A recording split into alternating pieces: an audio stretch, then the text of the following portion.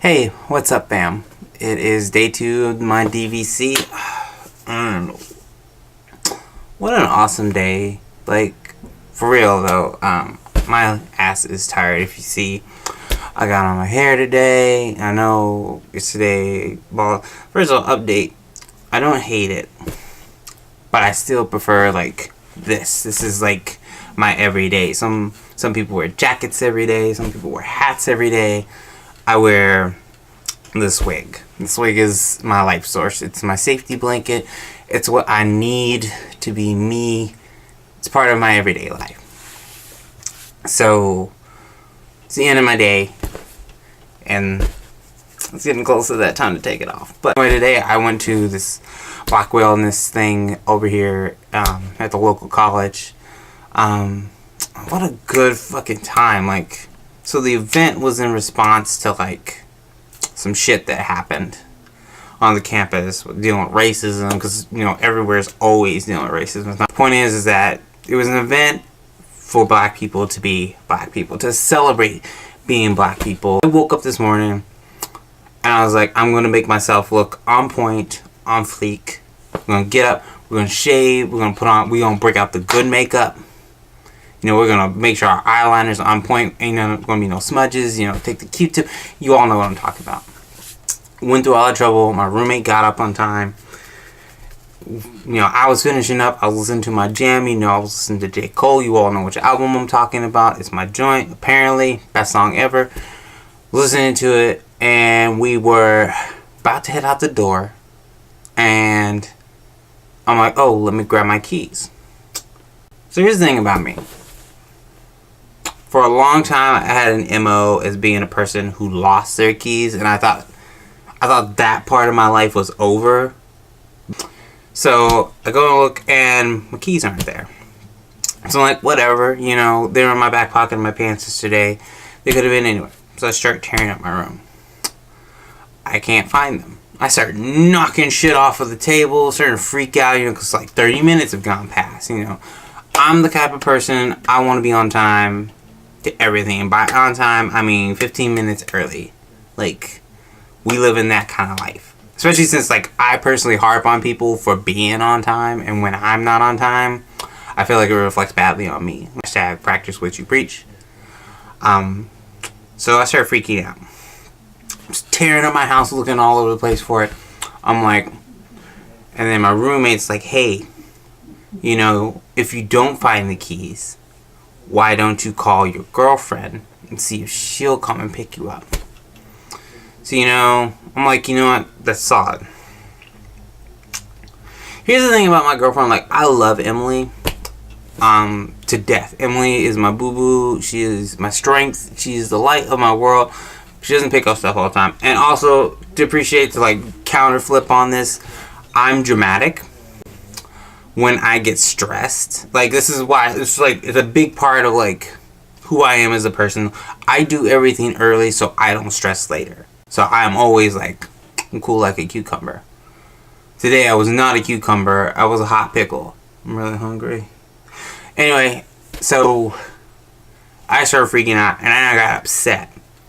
I got upset because she wasn't there. And she didn't pick up her phone. She didn't answer Snapchat. She didn't answer Facebook. Emily doesn't do well with technology. Like, I know this. We've been together for a while. I understand my boo-boo doesn't do well with technology.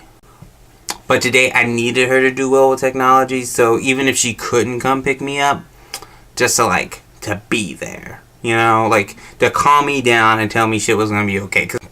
So I'm sitting here. I feel like my life is falling apart. My girlfriend isn't answering her phone. My roommate can't help me. We're going to be late to, like, this event. I'm looking for... I had on, like... Okay, I had on the cutest fucking dress today. All dressed up, ready to go. And keys is the only thing stopping me from accomplishing my goal. I'm in tears. On the verge of crying. Sitting here on this bed that I sit on and do these things at. And I reach over to go grab like a Kleenex, because you know my makeup's running. And I'm like, where the fuck is my Kleenex? I'm like, oh, in my panic and my rush, I dumped it in the trash because I was upset and I was just getting rid of all the extracurricular shit I keep on my desk. So then I go to reach, and because I'm like, well, it wasn't empty. No, what's wrong with me? Don't throw it in the trash. You know, hashtag don't waste shit. And I go to grab it, and right when I go to pick it up and lean the box over, I hear a jingle. A jingle of hope. And I'm like, you gotta be fucking kidding me. So then, of course, I reach in the bag, there's like 2 tissues. And I'm like, I don't need you no more. You ain't a part of my life. And there are my keys. I felt so fucking silly. So then, of course, we got on the road, and we got to the campus, and we went to be a part of like the whole, the whole group thing. And basically, it was a block where, because we were worried when we were driving there about, because the invitation doesn't say where on campus it is. Here's the thing I love about black events. Nobody needed to put where it was on campus, because you could hear where it was on campus. You know what it is to like when you go to a block party and like you can hear the music like 3 blocks over. We pulled into the parking lot of the college, and you could hear, I shit you not, like half a mile away from where we parked, you can hear that music banging. You can hear black people being loud, and we just follow the music. And sure as shit, right there in the middle of Red Square is all those black people hanging out, loving on one another. And they had all these cute stations. They had a station for makeup, had a station for art, they had a station for hair, because of course they had a station for hair. I think the only thing that was missing was a station for food. Like, that was like a thing, like, because they had like this little booth where you could write, what's a big part of black culture. For me, I put down food. Like, food is like, food is family, food is life, food is soul. So that was like a thing I wrote down, but I was a little disappointed there wasn't like any food being given out or anything. But there was food talked about, and the big thing we talked about was this shit that I've been on, and everybody else on Black Twitter has been on about this grit shit. Apparently, I'm wrong. I'm in the minority. Grits are supposed to be eaten with salt. I know, fam. I was upset too, because it's nonsense. Like, it's nonsense. But you know what? I gotta respect my fam. I gotta yield the floor. Grits are supposed to be eaten with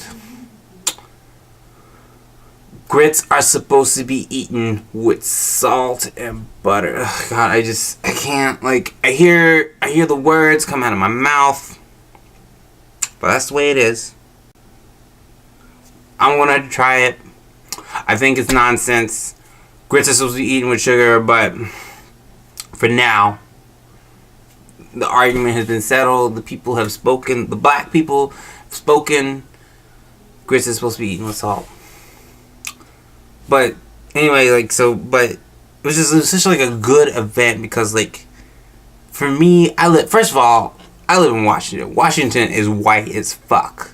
So like, to see that many black people in Washington in one spot all dancing, and like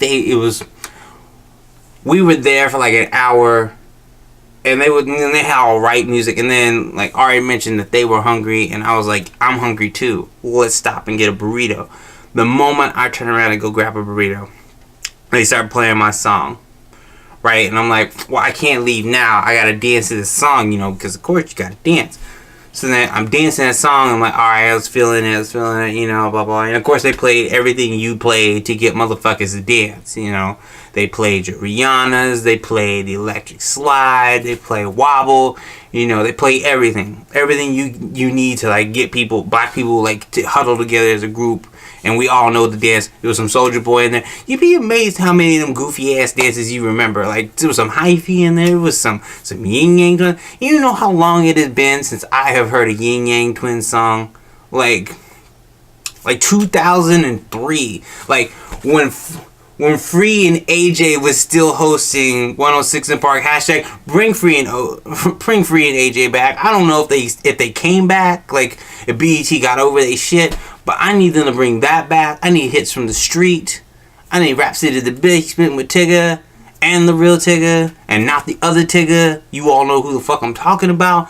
Like, it's just like every song they was playing was just like, yes, everything I have loved.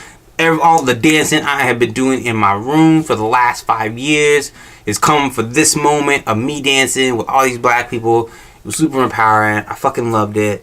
My legs was killing me. And then, you know, afterwards, and after it was over, you know, I went and hung out with Ari, went and got more Mexican food. And then came home and we just watched the anime. Like, that's like the funny part is like that second half of the day, realistically, is how my life is. Like, it's nothing but anime. But that's like a conversation for another time. I just looked at this and realized we're at 12 minutes. God, I love talking to this camera. I gotta get really good about not going over the 20-minute mark, but I'll cut this down. Cut it down, fix it in editing. Anyway, fam, thanks again. It's day 2 of the 30-day challenge, DVC. My name's Tali. As always, love, peace, and I love you all, fam. Bye.